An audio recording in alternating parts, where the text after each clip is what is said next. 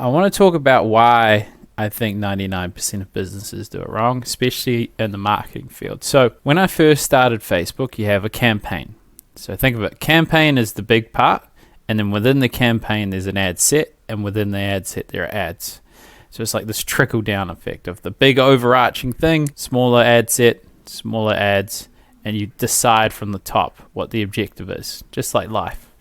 So the objective Facebook campaign can vary. You could have a leads objective, you could have a traffic objective, you could have a conversion or sales objective, and depending on what you tell the algorithm, that will determine what it looks for. So for me, all I deal with is leads. So I'm just going to talk about leads. I get leads for insurance brokers. And some of the things online will tell you, oh, you can try and hack it. You should try and get traffic. But for example, if you're getting traffic to a website, then all you're telling the algorithm to do is try to find people that go to your website, not try and find people that give their information, which in insurance, that's what you want. You don't want just people looking at your website. So that thing doesn't make sense to me. So I don't do that. I just do, hey, campaign, what are we trying to achieve? Tell it what we want to achieve, which is information from people that are interested in what we have to do. So the next thing is ad set. So the ad set is where you start deciding on what sort of audience you want to target. And this is where I differentiate a lot from different marketers. So the old school thinking was interest. You have people that are interested in sailing, people that are interested in boats and beaches. And what if you target them when you're trying to sell boats? That makes sense because they're interested in it. That might lead to an 18-year-old that's really interested in boats, but isn't interested in buying them because they can't. Or maybe they're really interested in the content of boats. Maybe there's beautiful women on boats, so they're more interested in the beautiful women than they are in the boat. So why would you pay for that audience? That audience also costs more because it's a specific type of data that doesn't just come from Facebook. It comes from different sources to determine a person's interest. You're paying more money to get in front of these people that aren't necessarily buyers. So you're at war with the lead objective. Think about it.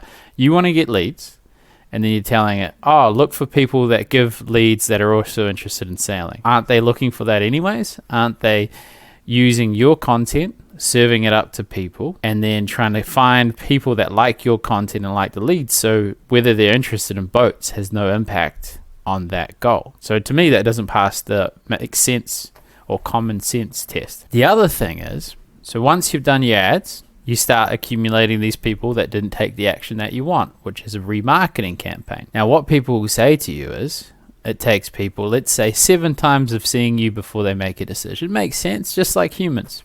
Facebook isn't any different. How many times would you need to meet a salesperson for them to understand you, get to know you, understand your problem, for you to think they have credibility and can provide the service that you need? You probably need to meet them a few times. So it makes sense. People don't just trust, especially at this time of life. Like back in the old days, someone would rip you off once a year or say. But now you're seeing it in real time, people trying to scam you online. They say this, they promise that, and then immediately you can get feedback loop being like, okay, that person's not trustworthy. So trust is hard. That makes sense. It makes sense to me that you keep showing people things and showing you understand, and then eventually they take action. I'm not against that. Now, where I deviate is they say, if you retarget those people, it's cheaper. I say, how do you know that? So how it works is you have 2 campaigns. You have a cold campaign, people that don't know you, a warm campaign, people that know you. And that could be people that watched a video, that could be people that clicked on your website, that could be people that opened a form but didn't fill it out. The good thing about that is a little bit of information so you can make a tailored journey. So you can be like, oh, you just went on your website, you're probably thinking this, people that were feeling that, this is what they did to solve it. And here's Johnny, Barry, Sally, and how they dealt with it. That's useful. You can give a tailored journey. Problem is, you spend all this money to make this retargeting campaign. So you show the cold audience all your videos, and now you're like, okay, we're going to put these people that didn't take the actions we want, and we're going to spam them because it's a much smaller audience, and we're going to keep showing them our content until they make a decision.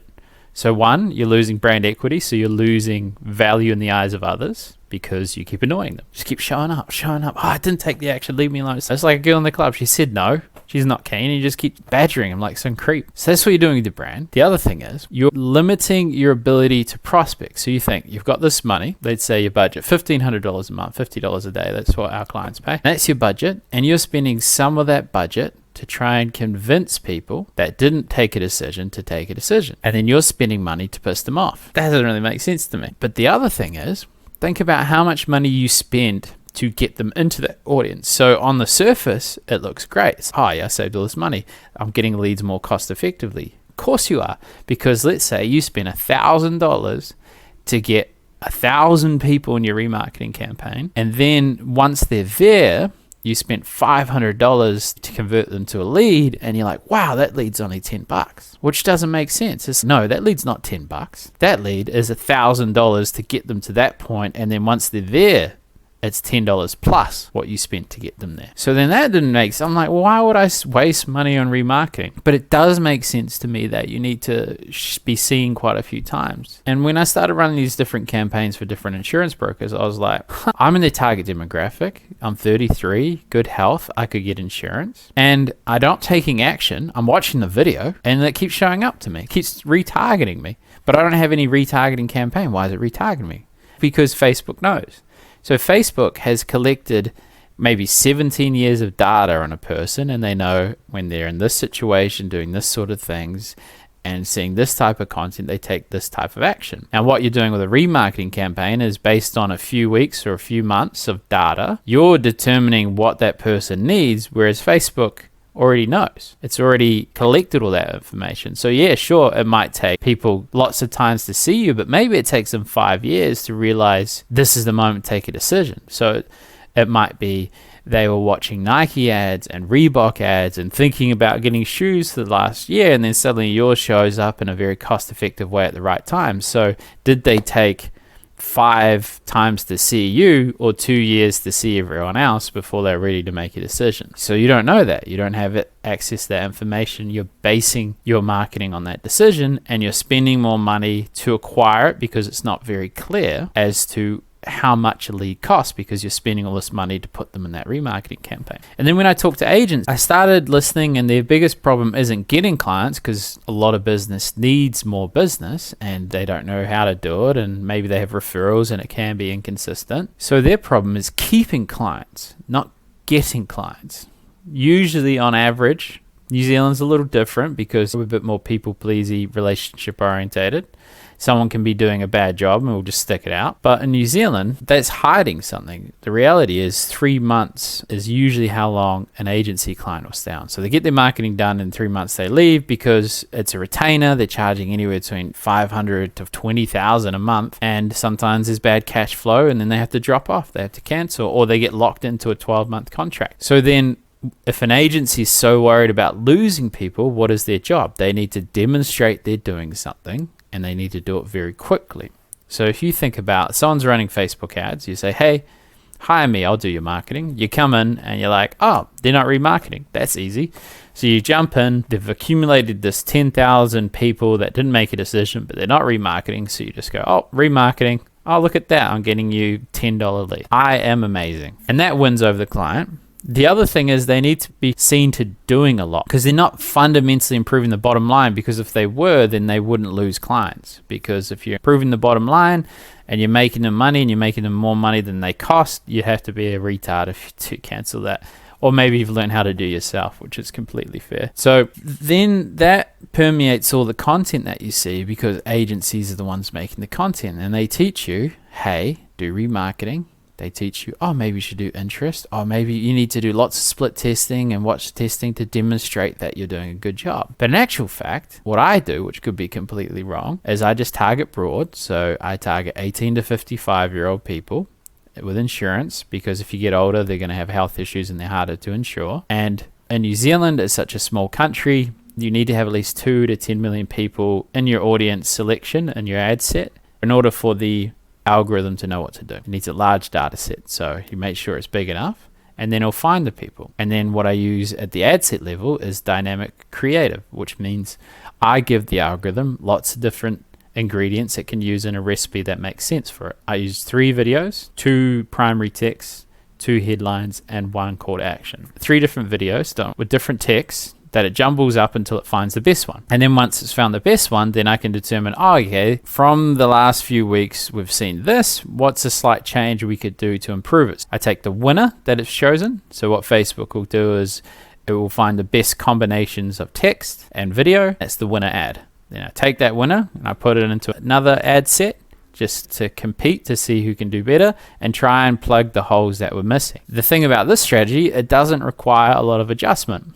It requires patience. It requires making informed decisions, not rushing it. And then on the surface, this guy's not doing anything. But what that approach does is, because the retargeting is done by Facebook, I'm not spending more money than I need to. I'm not speculating what people need to see, and I'm building brand equity. I'm not losing brand in the eyes of the consumer because I'm showing it to new people, which from a business standpoint is a lot better, because with remarketing, you're drawing down your limited audience and pissing them off at the expense of getting new people that actually want the product. Instead of spending time on convincing people that don't want it, I'm spending all our time trying to find people that really want it. And the change I saw was that people had more intent, they were more interested in the product, and there's more consistency, and I could scale it because I'm not using such a small audience. So you can spend more money if you need to. And then the other thing I do is I don't do any sales in the actual ad. It's called brand performance, and I got it from Gary Vaynerchuk, where basically you add value, you don't sell, because what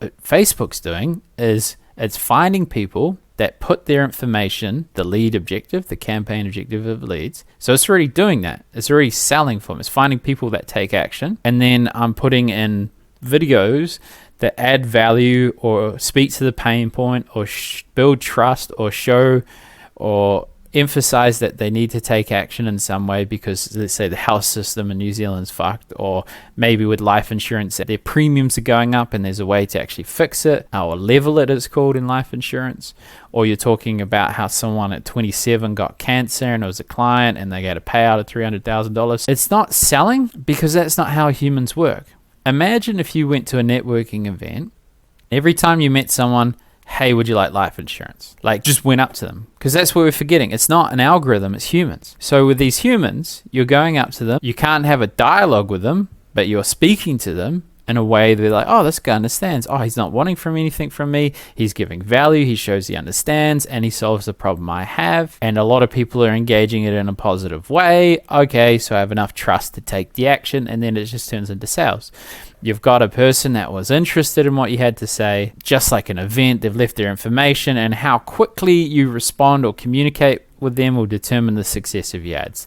So that's the other thing I see. There was an MIT study that tested the importance of speed in calling ads. So they found if you call a lead within 5 minutes, it's 21 times more likely to enter the sales cycle, which is a stupid thing. And to reiterate that, imagine you got shot and you got a bullet wound, and you need to find a hospital. You've identified there's a problem. Would you pick the hospital with the most Google reviews, or would you pick the hospital that's closest and gets to you quicker? And that's if you've generated intent. So Google ads is you find people with intent.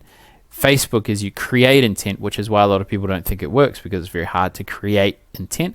But now you've basically created the gun wound. They got to take action. Now that Facebook recognizes, oh, this person gives their information when it relates to insurance, they must want insurance, let's show it to these other people. So they've identified the problem, they want to fix it, and then they've got all these other people trying to get to them. So if you get to them the moment they get shot, the moment that they have the wound, which is when they have their phone in their hand and they've clicked the button, if you can call them the moment that button gets clicked, 1, you know they're available, 2, you know they identified it's a problem, and 3, they've got their phone in their hand. So guess what they're going to do? And you get bonus points. You're not being too eager, because one of our offerings is free insurance advice in minutes. So if we call in minutes, we delivered our promise. And that has a biggest impact. And just to reiterate that, one client wanted to call the leads themselves, and we're probably a better person at calling leads than me, because they've done it longer, but they only work Monday to Friday and they only work 9 to 5. From lead to appointment, so when a lead comes in, they had much more leads than us, the campaign I was calling, and they converted 6%